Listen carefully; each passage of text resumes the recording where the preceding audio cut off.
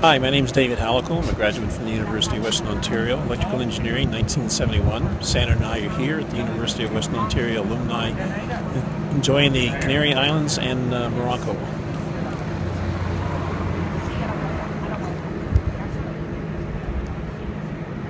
My name is Frances Harley Erdison, and I'm on one of the Canary Islands called Lanzarote, and we're in a volcanic site and have just enjoyed watching heat come out of the ground.